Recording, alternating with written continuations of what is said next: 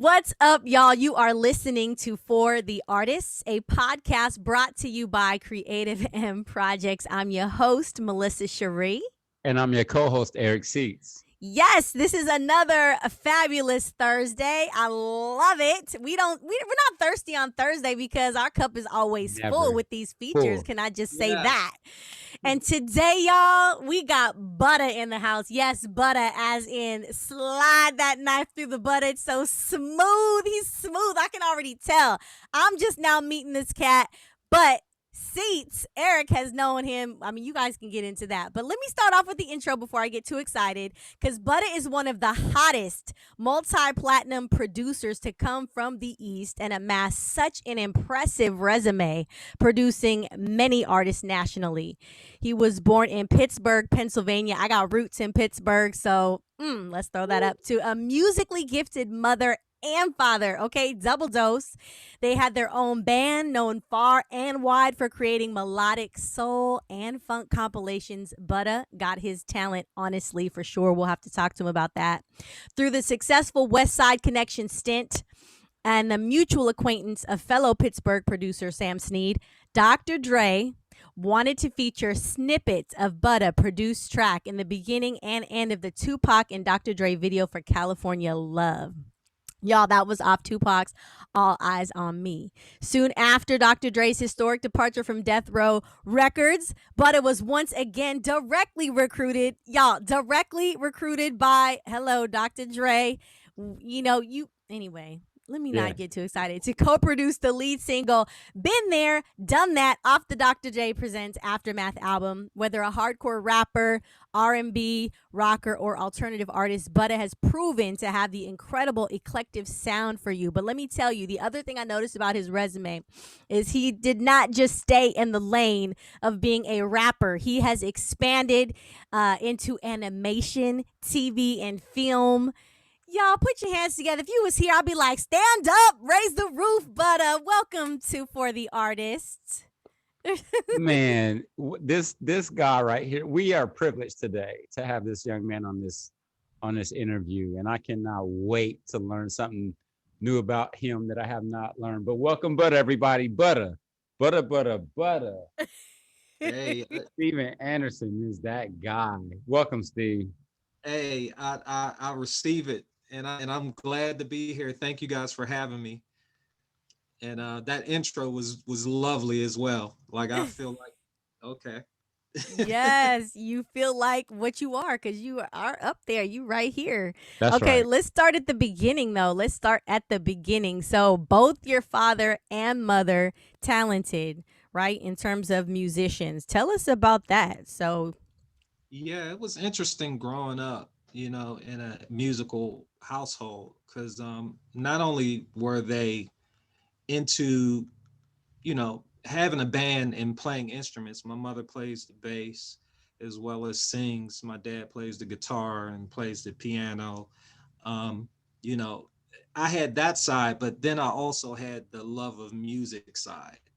So, it was a musical house. We listened to music, like music was always playing, so the roots of just having a wide span of different genres and styles from rock to jazz to soul, everything played. So, I think unconsciously I soaked a lot of stuff up in relation to, and not knowing how I would use it later.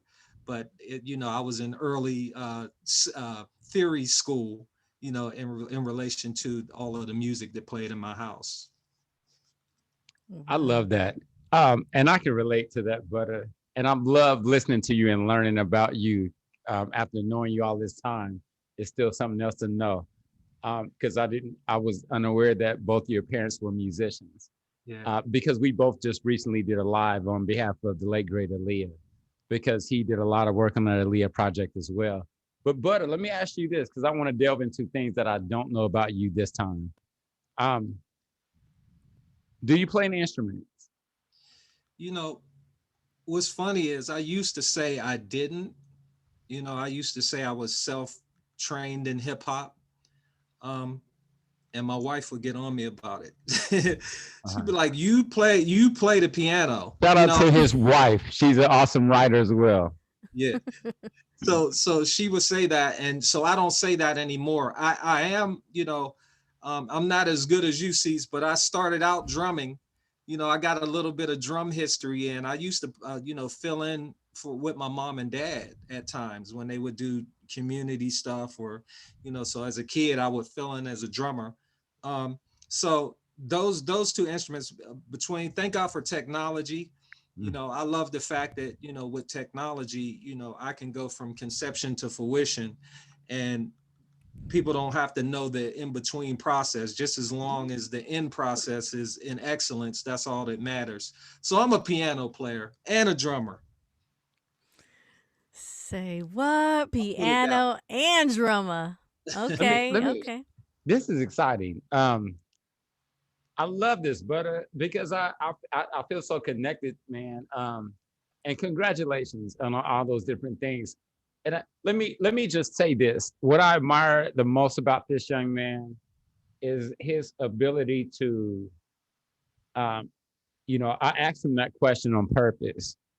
Did he play instruments? Because the way he approaches production, Mm-hmm. he produces as a musician. Mm. When I listen to your hi-hat patterns, Butter, your kick patterns, your instrumentation, your ability to appreciate live horns and live instrumentation, and you incorporate those into your tracks. And that's just the reason why. But what's funny, you can't work with Dre without being gangster either. So what's so dope, I love the extremes that it takes to be a well-rounded producer.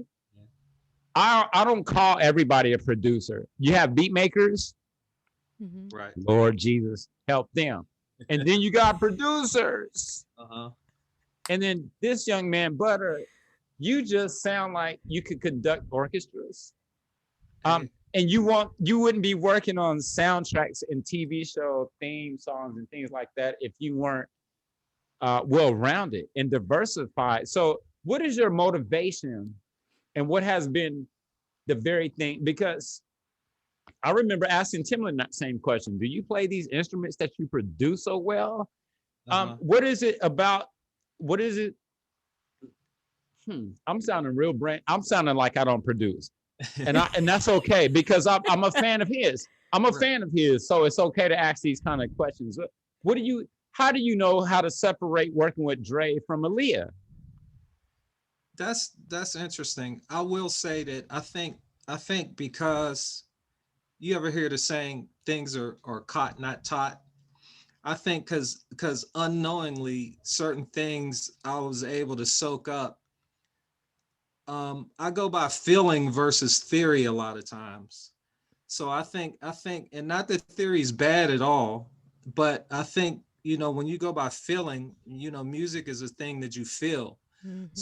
So if I feel that something is right and I go in that direction, then most of the time it's right and it just feels right versus theory. And I think that as much as somebody would call something wrong, it actually is an attractive thing, because of the fact that when you hear something, it's like, what made them go there, or why did they do this, or this, that, and the other.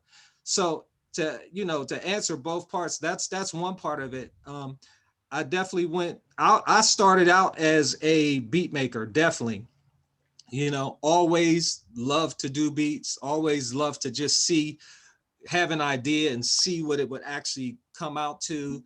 Always love that process. But in I call it my college years, in going to the school of aftermath, and being able to soak up certain things from Dre, like live instrumentation and how to incorporate things, or how to be able to have a source of a song that you would like to emulate, but not have any copyright infringement, and flip it. And, so learning that, it just allowed me to be, have a wide spectrum of where to grab from.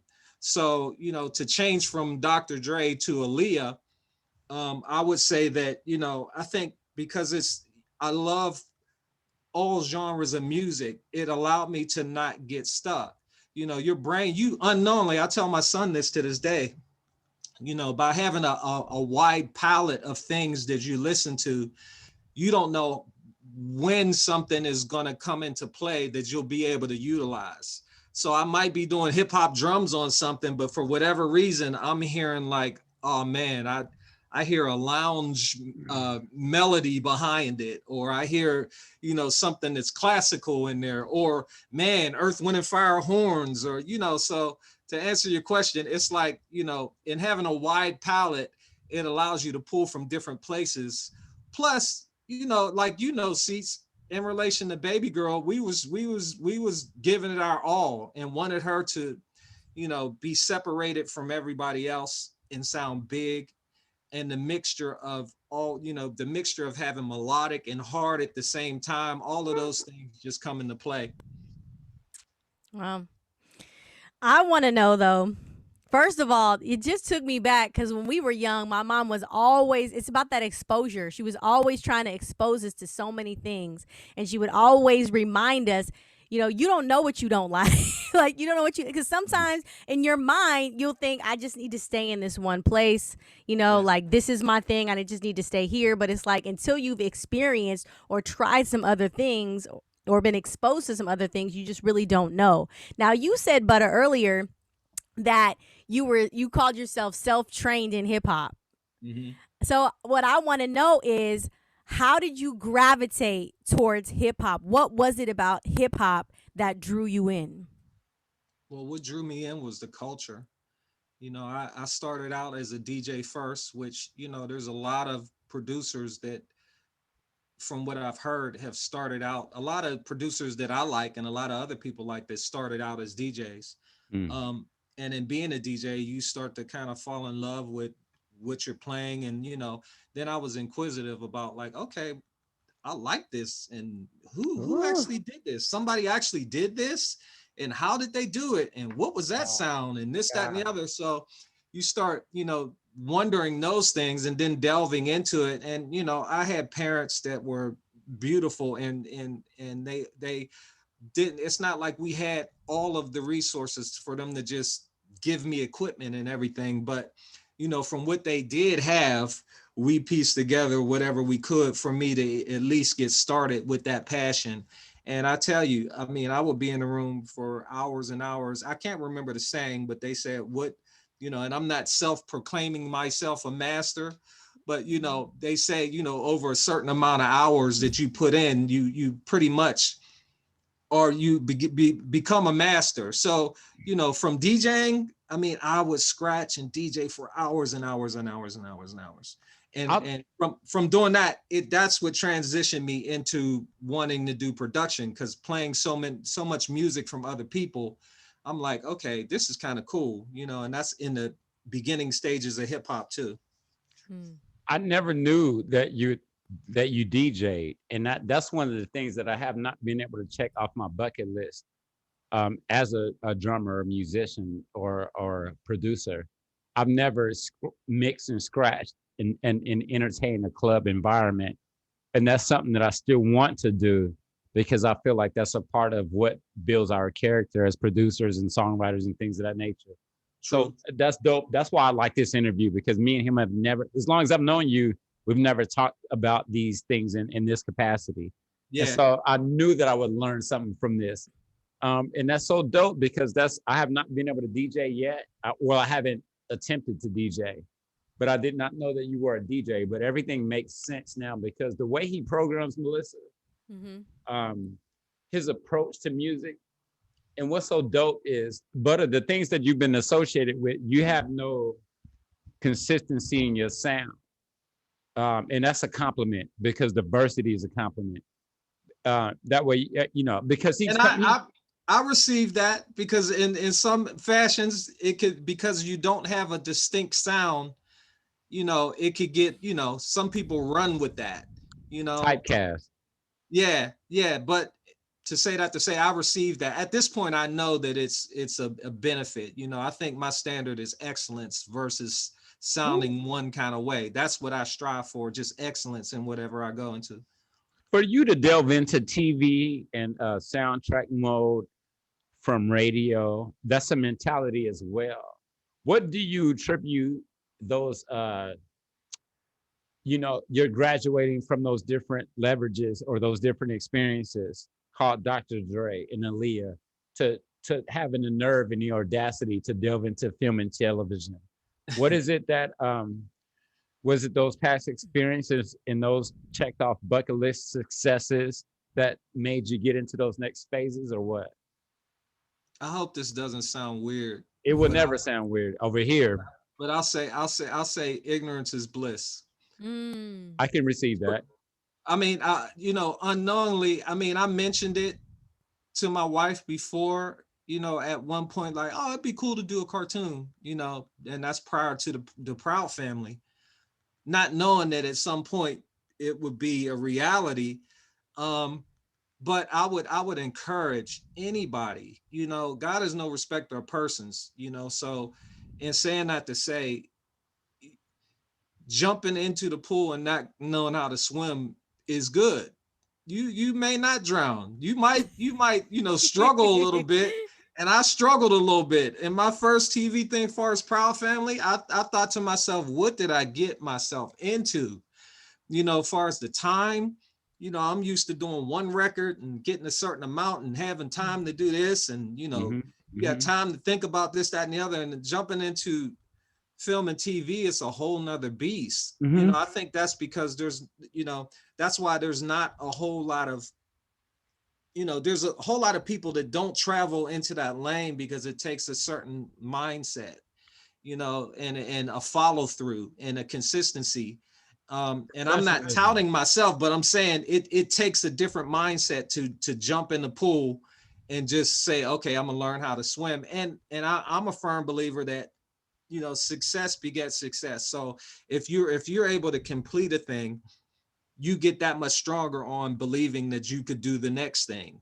So, I'll take on the next thing just in knowing, like, okay, I got past this. Okay, I'll take this on too. Just knowing that it's possible. Yeah. I admire you in so many facets, Soldier. And I'll tell you why. You have done nothing but be consistent this whole time. And it's so dope. I've met him, I think, maybe 25 years ago. And when I met you, I wasn't even aware of all the accomplishments. I didn't even know where you were coming from. And I don't know if you knew where I was coming from. Everything was new. Everything was new. And it was abrupt, but it was just professional. I never, ever doubted Butter. Or anybody during that time period that we met each other during. I was so hungry and so broke that I didn't have a choice but to be successful. Yeah. And I don't know where you were when I met you, but here's what I would like to let you know while we're on this conversation. You were definitely inspirational, both you and your wife. Thank you. When I met you, you were presented as a team. Yeah. And it was so dope to see. And we never really, I always know his tracks, Melissa, they're so clean. They're so clean, but dirty at the same time. Mm-hmm. That makes sense only in hip hop. And if you're a producer, you know what I'm talking about. Clean dirt. Clean dirt. Butter. It's an oxymoron. That's an oxymoron. Yep, but it works, and it's been working for you in your favor. You've been nothing but inspirational, like I said, to both me and Rapture. We both always have spoken very highly of you. Likewise, brother. And man, it's just, and I have to say this while we're here, because it's important for us to acknowledge that thing that you were whatever people like about us, they like about you.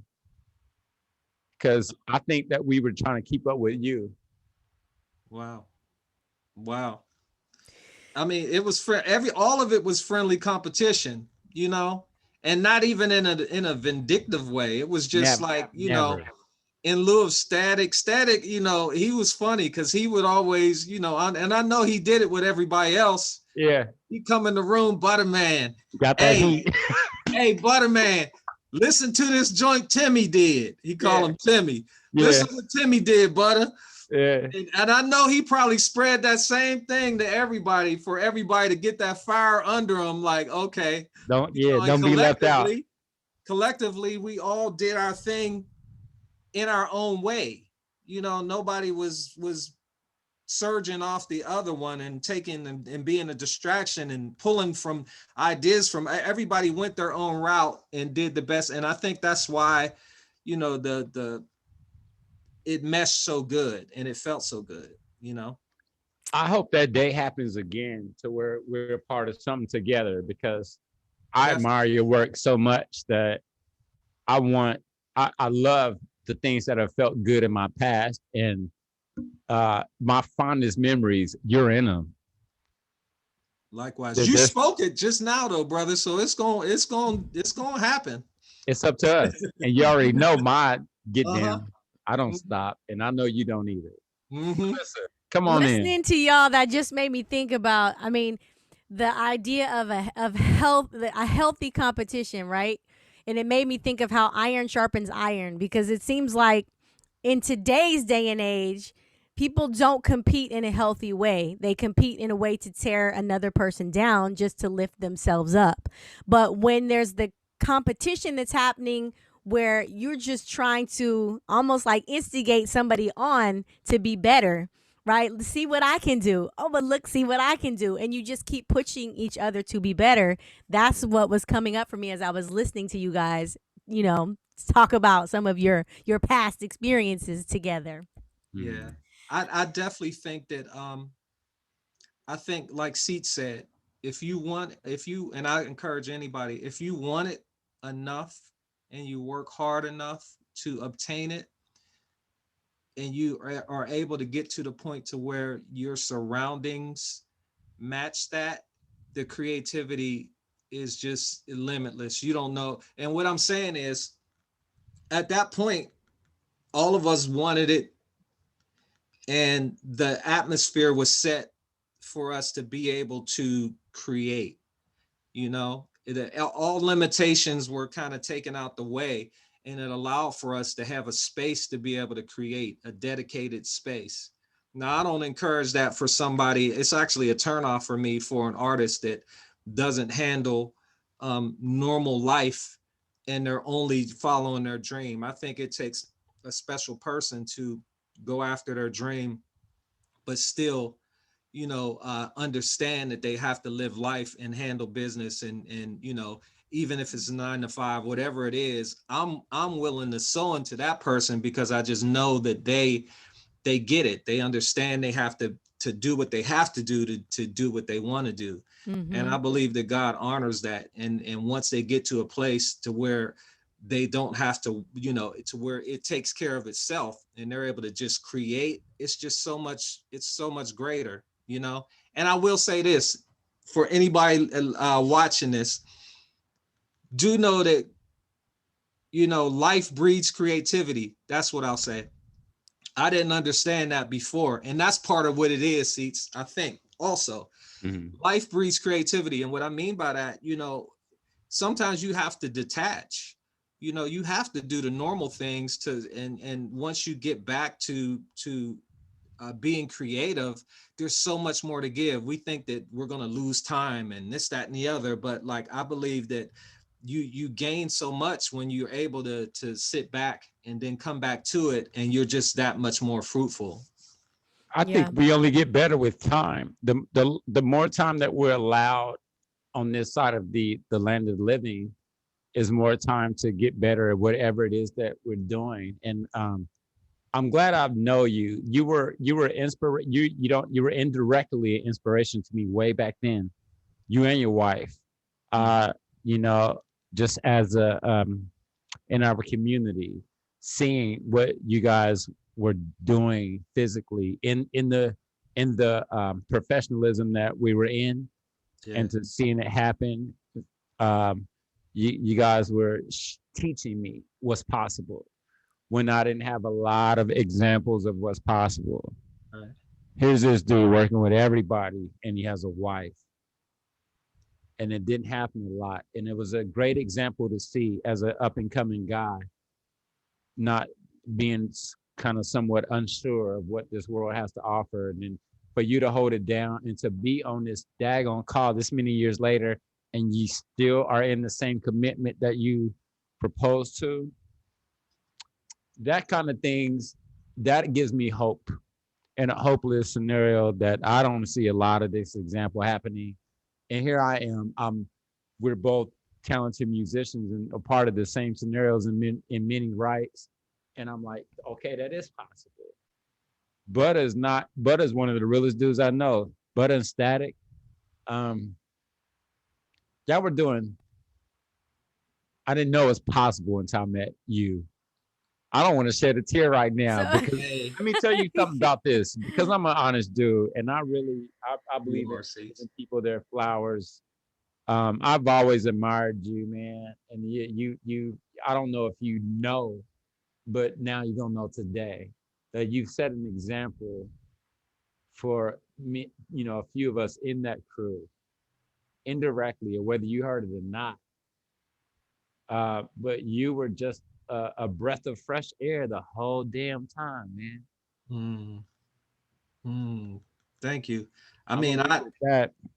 unconsciously, not even knowing, I just, it was a miracle, in relation to my wife and I. Prior to getting married, we had broke up. We got back together. The timing, I mean, everything was impeccable in relation to why I was even there. For me to I only met Jomo because we had broken up at some point. It's like it doesn't, it's So we God could putting things imagine in you place. not being on that record. Bro, That's it's nuts. like we have to go through certain, and I don't want to say have to, but I can testify for myself, and going through certain adversities that are hard, it and being able to look back retrospect and see how God led that thing out. I wouldn't even met Jomo had we not broken up.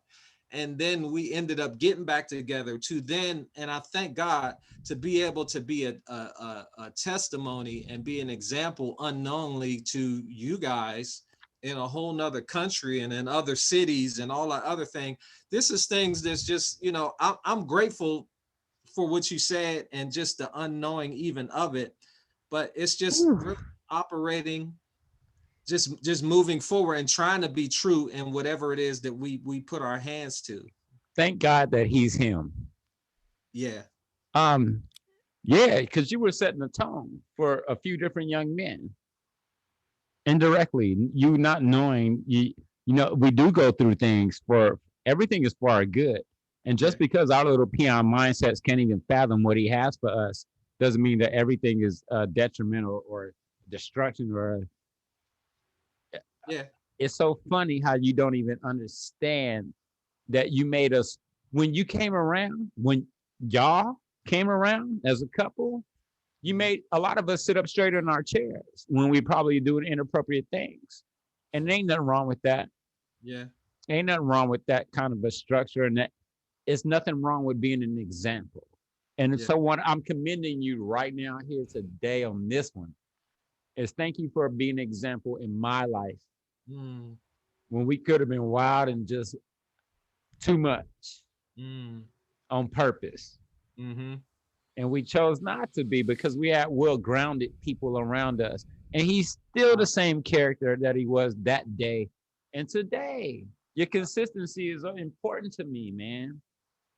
We talk often, me and this young man. Yeah. And I'm so Thank you you. don't even like it's important for us to talk like this, man, because you need to hear it's not always about the tracks. And you don't hear that.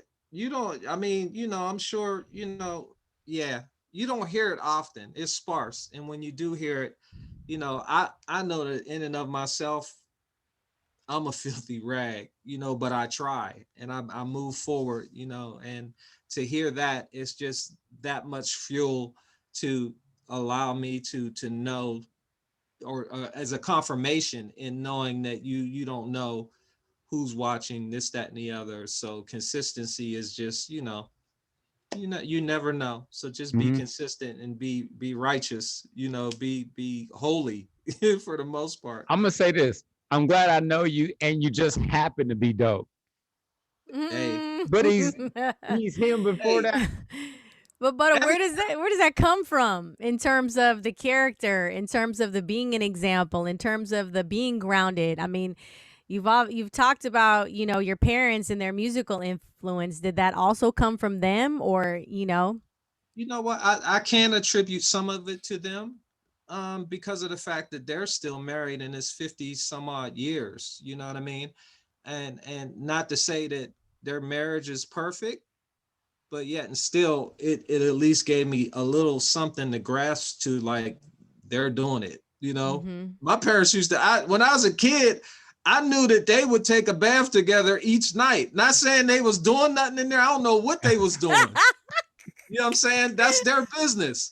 But I knew that this is something that they did. I'm like, okay, my mind didn't go nowhere, but I knew that that was something that they did. And Mm-hmm. I think those things subconsciously, worked on it as well. But I think when, I alter, when I gave my life to the Lord, it just changed. Like, a lot of stuff changed. My mindset changed. You My hear what he thought said? patterns changed. And I was definitely unchurched my whole life. You know what I mean? And I'm not saying church, but I'm saying as far as just having a relationship and being able to, I didn't have any of that structure. So in me dedicating my life, it was definitely a new thing, but I had great teaching coming in. It's almost Mm-hmm. like being mentored by one of the best coming in. At that point, we went to Faithful Central, so it was Bishop Ulmer. Yep. Shout out to Bishop Ulmer. Mm-hmm. But I definitely, I'm thankful for that pillar and the place that the time, all of the timing was perfect. How everything fell into play was perfect. So to this day, I still can hold on to those things. And of course, I've grown, but that's a pillar that I can always hold on to. And I know that, it was a strong, a firm foundation. You know what I mean? Yeah. I have another burning question that I've been wanting to ask. Come on, come with it. So, because here's the thing, you've spoken about, like, being led in terms of your feelings to do certain things that sometimes may seem unorthodox, or whatever. I'm gonna be saying this phrase for the rest of the week too. I mean, you may not drown. It's like, Yeah, yeah. you're a risk taker. All of Good. these things require you. I mean, there's a freedom about you. That's what I'm picking up. There's a freedom in the way that you live your life. There's a freedom in the way that you move. And I don't know how long you've had that freedom, if you had that since you were young, or if you matured into that. But I would love for you to speak to how you have gotten to that place, because I think that's super important as artists, to be able to live in a space where you can be free to Yes. move by how you feel, and take risks, and not be so overly concerned and caught Yeah. up in your mind about Yeah. how things should go or how people see you. Yeah, you hit it on the nose in relation to being caught up in your mind. I think early on, and me really trying to go back and think about early on, I think a lot of things that I got into, I would commit to.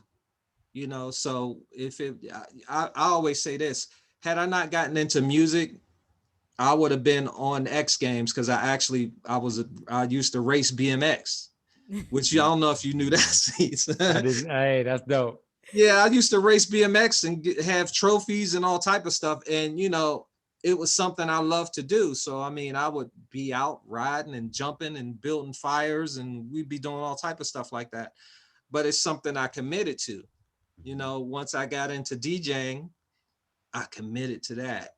And I committed to it. And I think, in making a long story short, and in having a mindset of commitment, when when I finally realized that I could have all the money in the world and I still would feel empty had I not filled it with the Lord, then it was like I had to commit. I had to poop or get off the pot. Like I couldn't be sitting on the pot and not really do what I needed to do. So, you know, and I fall short. I'm not perfect, but yet and still I'm going to commit, you know. So I would say to anybody, you know, if you're going to do something, commit to it and really seek to know the ins and outs and backgrounds about it so that you can know how where you fit in and how you can attack it. And then that makes it, you know, a lot easier. I was going to say something else in relation to commitment,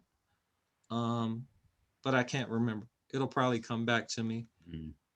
Okay. That's so important, and that's so consistent. But and that's everything. The mentality is everything. So what I hear from you, Butter, is it's not a matter of what's going I on. remember what I was going to say too, Seats. I'm sorry. What's up? Go ahead, say it. And I'm an advocate to this day, even not now more so than any. I think we have to realize that, and I say this a lot. There's people that'll do way more with way less. Hmm. So I think that if we realize that we're already equipped to do what it is that we have to do, and then also know this, because we are spiritual beings and God made us creative, there's nothing that he allows us to create that is for naught. Everything he allows us to birth has a purpose. You know, it's like a kid. You know how they even talk about projects like that. I was on a Zoom call earlier, and I was talking with some people, and you know, when people have a film, so much goes into it. You know, it might be 7 years before the idea even gets on paper. Then they finally such and such. This is their baby. This is something that was birthed. So what I'll say is, you know, nothing, knowing and realizing that nothing is for naught. You know, everything has a purpose. So at this point, you know, if you really grasp that, and then you throw a punch, even though you're fighting a giant, you might hit them in their knee in the right place and knock them down. And once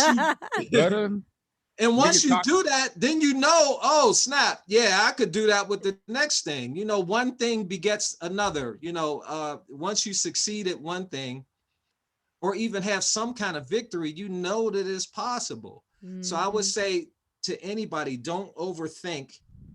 Yes, operate in excellence. Do your very best, but don't overthink it. I think we overthink things too much, and and there's a window of opportunity sometime that opens a very little bit. You have that moment to go through that door, and you overthink it, and you had the door cracked for you, but we miss an opportunity because it's like you just gotta go in spite of anything. Just move. A lot of times we're our own problem. Oh yeah. That over processing and overthinking and that questionable mentality is not faith. Yeah. Faith is the substance of things unknown. Oh, yeah. And you need to maneuver in faith with an unconcern about the outcome. Because if you're concerned about the outcome, you're already out of pocket. You're already stepping on his toes. Facts. And I'm talking about a capital H. So a lot of us will always be our own problem until you sacrifice that you're gonna have to give up something to get there.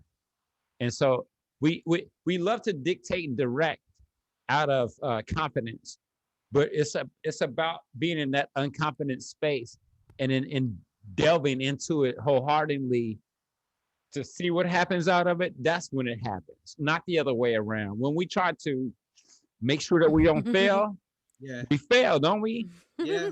Lord. Sometimes it's our ignorance that sets us apart. I could say that for me, and not in a bad way. Like we were talking about theory earlier. I might make a decision that somebody that's classically trained wouldn't make. and the directors and producers love it. They're like, oh man, this is an approach that we haven't had.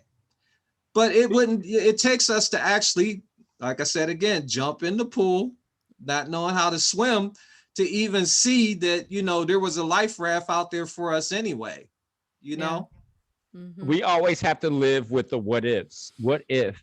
And I don't think this is just because we're artists and talking about artistry, the medical field and the legal logistic field and the whatever other fields want to be. Every field. Nobody's exempt from that thought. Yeah. And I just always want us to be a little braver in our endeavors called artistry. So this is what this is all about. This is what this platform is for. So everybody can hear that, yes, this is normal. We go through these things. These are no, of course, people like to highlight entertainment for some reason. Mm-hmm. Entertainers do that. Everybody's field is responsible for something. And I hate that we keep singling out entertainment like, oh, she shouldn't have did that, she shouldn't have did that. And we don't talk about doctors and lawyers the same way, like they're not human. Yeah. Yeah. I don't know, y'all. I love this conversation. That's what I'm trying to say. Oh, likewise, bro. It has been a wonderful conversation. That indeed. Shoot. We're getting close to our time, fellas. Yeah, I know. And I have to use a restroom. Oh no, you better hold that because we are recording, brother. He's like, hurry it on up. Anyway, wow. Okay, so Butter, do you have any current projects that you want to highlight that you're focusing on right now that you want to shout out? I have a couple. One I can't speak on yet, and I'm very excited about it, but it's like, man, yeah, I got one project that I can't speak on yet, but I'm in the middle of mixing my wife's gospel album, which is amazing. I'm also, I've been licensing music for a couple different TV shows that are about to come out. One of them is called BMF. Another one is called Swagger. So I've been delving into the licensing aspect of music too. Mm-hmm. I think unknowingly to gear me for another position, and what else? We just wrapped on season 4 of Raven's Home, as well as working on an animation with guy Jamal Bradley, who I did Substance with too, about a female martial artist. So ooh, I'm excited. Okay. Yeah, we gotta send you guys the trailer for it. It's pretty dope. Yeah, send the trailer. I mean, you just keep moving from level to level to level. I like that. You keep I'm excited. recreating. I'm on a roller coaster and I don't know where it's going. I'm just trying to be consistent, Mm-hmm. You're not trying when you're doing it. You're going to always be successful because of your mentality and your approach and your professionalism and all the things that you've incorporated over all of this time, and you have no choice but to get better. So I can't wait to see all of the different things that are going to be successful in this young man's life, because whatever you put your hands to is going to happen, bruh. That's what I can always bank on you. When I think about you, when you come to mind, no failure is associated. It's just like, no, Butter's doing something. We don't have to talk for months. And I know that Butter's doing something. We pick up where we left off. I do have something that I do want to add to any youngster that may be listening. Don't be afraid to pivot. That's the other thing. It's always been a subconscious fear of mine to be like certain peers that I know that, may have done the same things that I have or been in certain circles. And, it's important to be able to pivot and have, have a forethought of other things that where your gifts still can be utilized, to where you're not totally out of what your gift is, but your gift has so many different blooms coming off of one tree. There's so many different branches, but I think that a lot of times we don't take advantage of those things, and I'm still learning myself. I'm grateful for grace in certain things that, and relationships are, that's why, I'm on this call with one of my dearest friends. You know, I love you to life, Seats. And that's part of the fact of just relationships in general. You know, don't burn no bridges. You know, I think it's I think one of the things I've learned from being in the business, especially being in the business in California, is, you know, you don't know who's who or what's what. We always know that one thing can change it only takes one thing to change your life for the good or for the bad. One decision, one choice.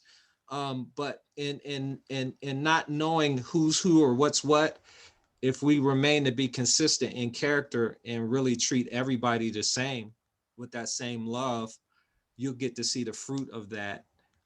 Because you don't know if you're sitting next to Spielberg's nephew or something and you done banged on him like he was nothing. You know what I'm saying?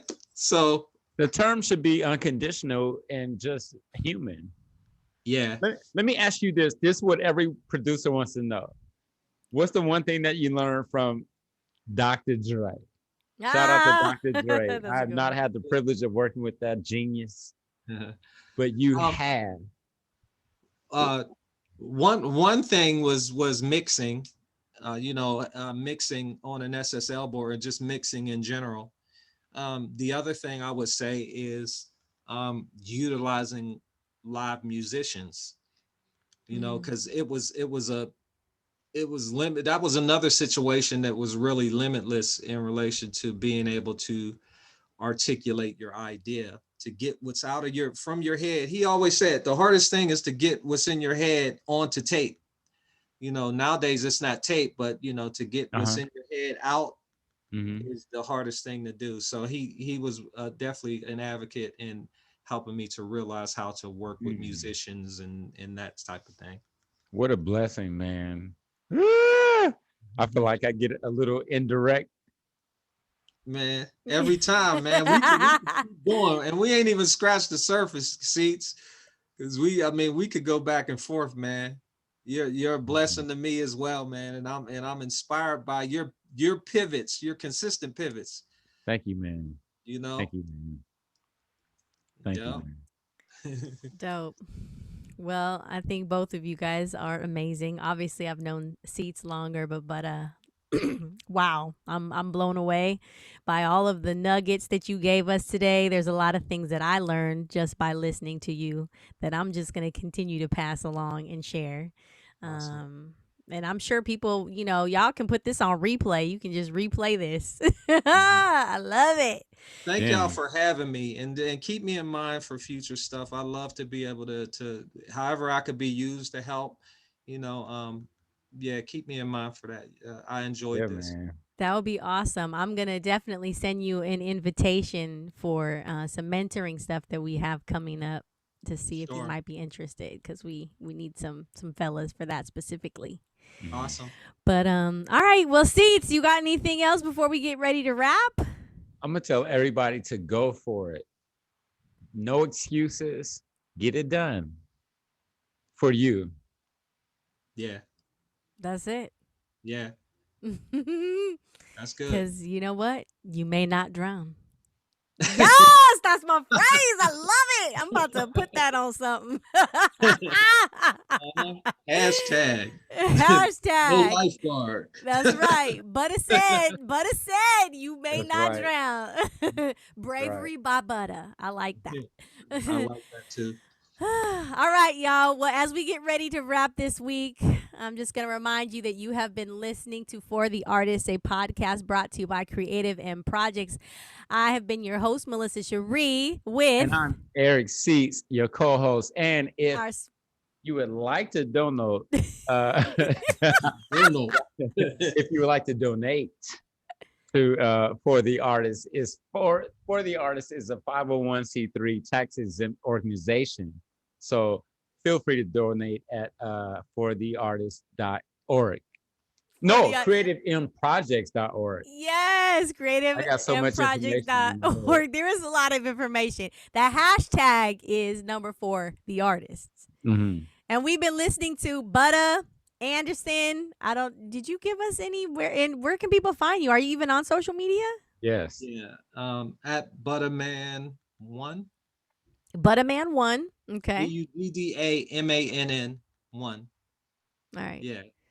Sweet. Everything across all platforms: Yeah. Facebook, Instagram, Twitter. Y'all go follow Mr. Butter, man. Y'all Yeah. follow Butter. Follow him so you can get that, let that mindset rub off on you. That's right. All right, Yeah. y'all. But until next week, keep creating from the inside out. Out.